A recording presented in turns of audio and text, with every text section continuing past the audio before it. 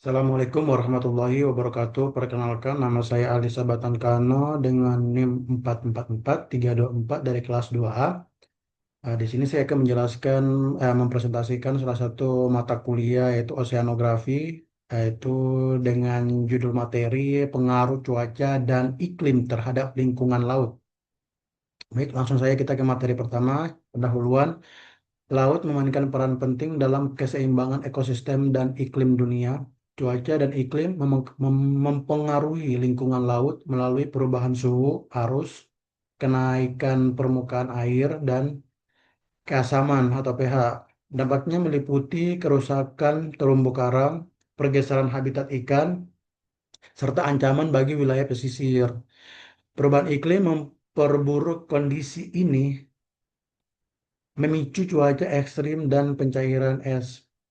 Mema- Pemahaman tentang hal ini penting untuk upaya pelestarian laut. Nah, presentasi kali ini akan membahas pengaruh cuaca dan iklim terhadap lingkungan laut serta implikasinya. Next. Baik, teman-teman, pertama di sini itu ada perbedaan cuaca dan iklim. Nah, perbedaan cuaca ya dan iklim itu sendiri, pertama cuaca, kondisi atmosfer jangka pendek, itu dia itu bisa hitungan jam, hari, atau mungkin beberapa menit doang. Contohnya itu kayak hujan siang ini. Itu salah satu cuaca. Contohnya terjadi badai petir beberapa jam lalu atau beberapa hari. Itu cuaca. Contohnya terjadi angin badai, angin topan. Itu dia termasuk cuaca juga. Nah, lanjut ke perubahan iklim. Perubahan iklim itu adalah cuaca atau rata-rata dia itu kayak jangka waktu yang sangat lama. Contohnya 3 plus berapa tahun gitu, lama banget. Contohnya Indonesia beriklim tropis. Nah, itu salah satu iklim. Karena Indonesia sendiri itu kenapa beriklim tropis, karena Indonesia sendiri berada di apa namanya ya, terletak antara garis kartulis, dilintasi oleh garis kartulistiwa. Makanya mengakibatkan Indonesia itu beriklim tropis. Nah, itu iklim. Iklim itu ada berbagai macam, ada iklim panas, ada iklim dingin.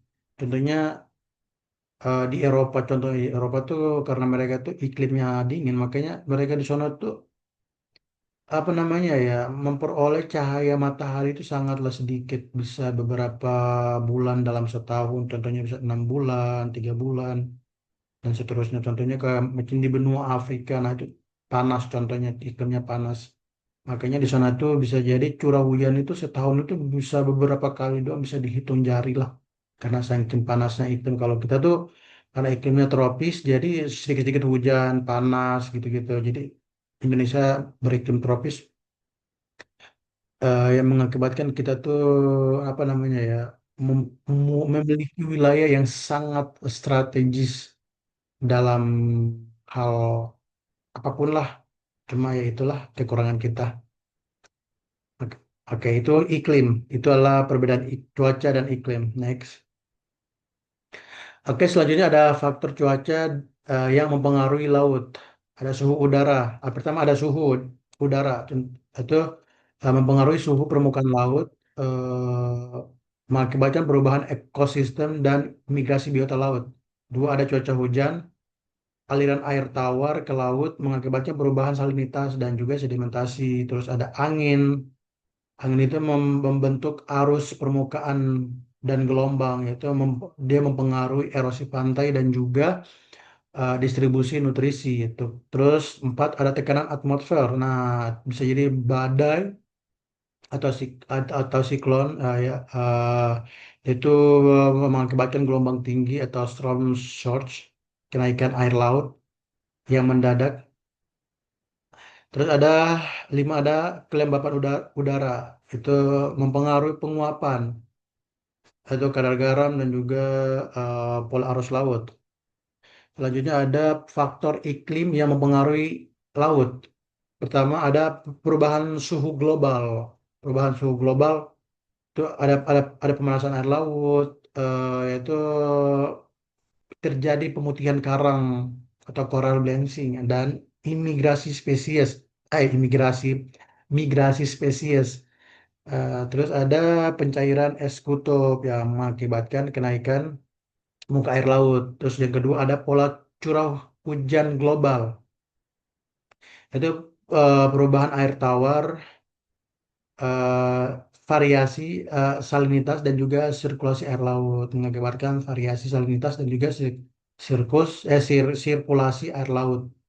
Itu yang ketiga ada perubahan arus samudra, gangguan pada termo termohaline atau circulation, termohaline circulation itu dampak pada iklim regional dan juga rantai makanan.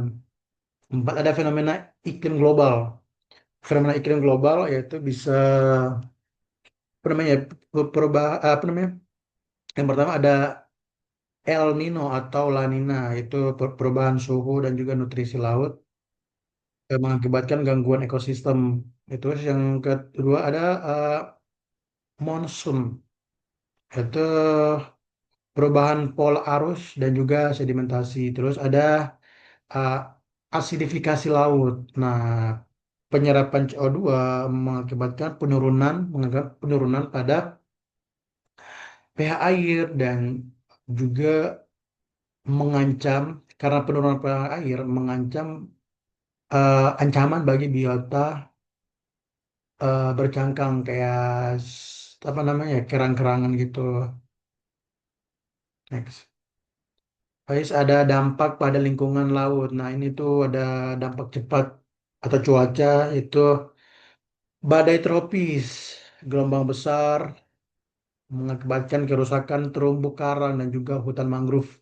Terus ada storm surge, antara itu banjir pesisir dan instruksi air asin, instruksi air asin.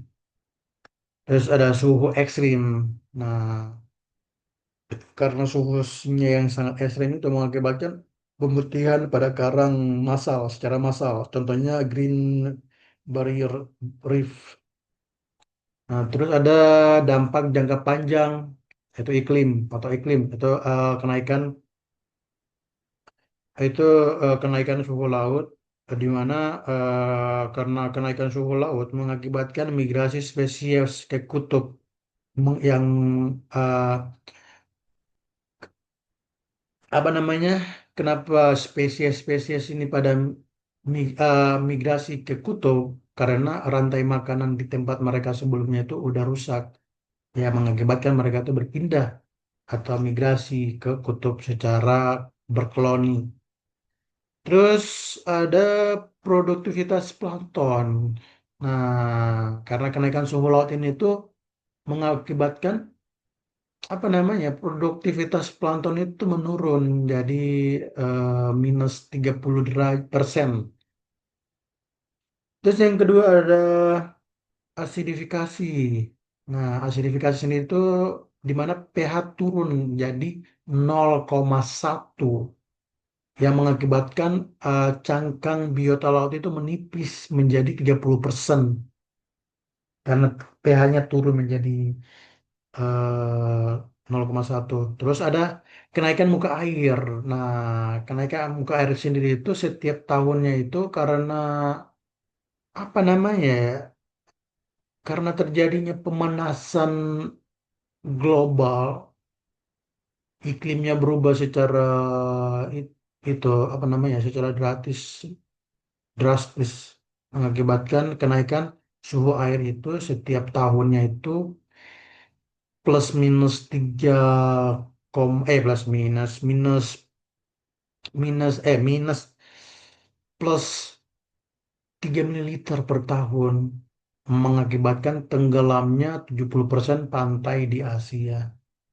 Nah ini nih, ini tuh ada gambar foto